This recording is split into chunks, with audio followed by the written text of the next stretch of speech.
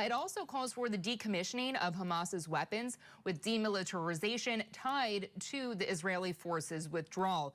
And Haley, what about those next phases? All experts seem to indicate this is where the hard work begins. What do we know about that?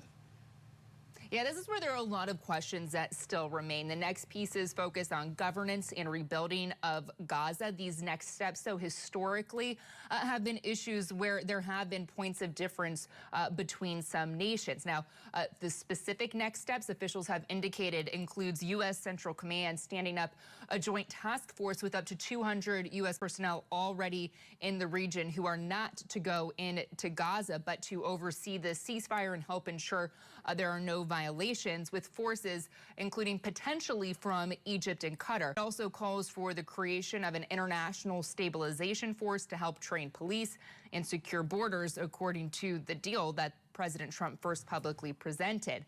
It also calls for governance by what it calls a technocratic Palestinian committee with oversight from a board of peace President Trump says he will chair. He has not specifically laid out who else will also be on that board. It does not allow any role for Hamas governance. It also calls for the decommissioning of Hamas's weapons, with demilitarization tied to the Israeli forces' withdrawal. That is something Hamas has not yet agreed to publicly, Dow. Additionally, a Palestinian state is something Middle Eastern nations, as well as some major U.S. allies, have supported, while Israel has not. That's why it's notable that in remarks today, Egypt's President El-Sisi underscored the need for a two-state solution.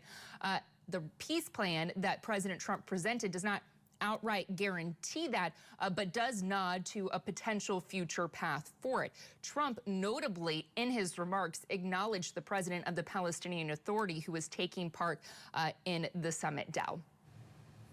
He did, indeed.